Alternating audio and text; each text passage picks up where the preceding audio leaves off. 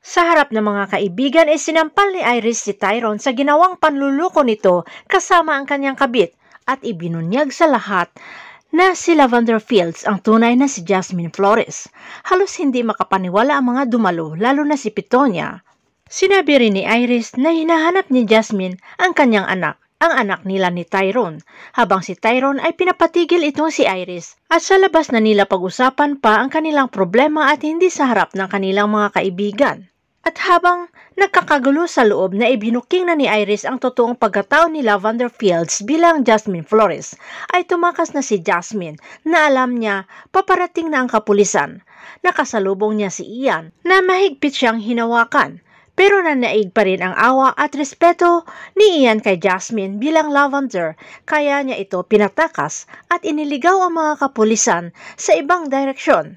Habang si Tyrone ay patuloy na nagpapaliwanag kay Iris at inako ang lahat, nakasalanan niya lahat.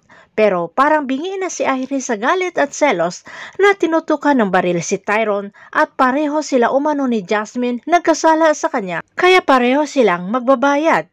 Sa patuloy na paliwanag ni Tyrone, imbis makinig, itong si Iris ay binaril niya si Tyrone sa balikat at patuloy na pinapahanap sa kapulisan itong si Jasmine Flores. Naabutan nga ng mga kapulisan itong si Jasmine, pero dumating si Tyrone na kahit sugatan ay napatumba niya ang mga kapulisan gamit ang kamay at lakas.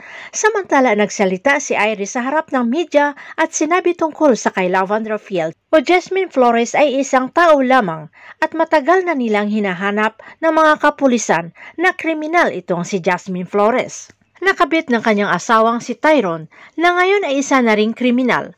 Tutok naman si Agent Fernandez habang nanonood sa live press con ni Iris na pati ang tawag ni Agent Pascual ay hindi sinasagot na kasalukuyan namang kinukunan ng mga kapulisan ang salaysay ni Mang Berting at Dahlia tungkol sa pagkidnap kina Ma'am Aster at Mira. Habang si Lily na nanonood ay napagtanto ngayon kung bakit napakalapit ni Lavender sa kay Camila at nakita na yakap-yakap si Camila habang ito'y tulog. Iyon pala alam na ni Jasmine o Lavender na si Camila ang tunay nitong anak.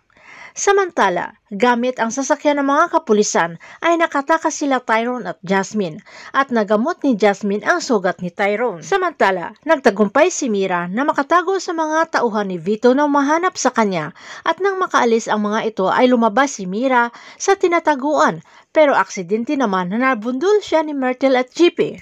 Agad dinala naman ni Myrtle si Mira sa kanilang bahay at ginamot ang mga gasgas at dahil na rin sa takot ay tinawagan si JP at sinabing nagising kanina si Mira na humingi ng tubig pero may mga sinasabi itong si Mira na hindi maintindihan. Sa narinig ay agad pumunta si JP sa bahay nila Myrtle na alam hindi okay itong si Mira.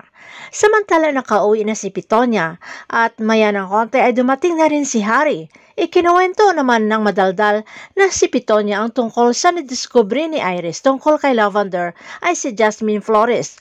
Narinig rin ni Pitonia si Sir Vito na tinawagan itong si Harry at pinapahanap ang apo ni Aster Fields.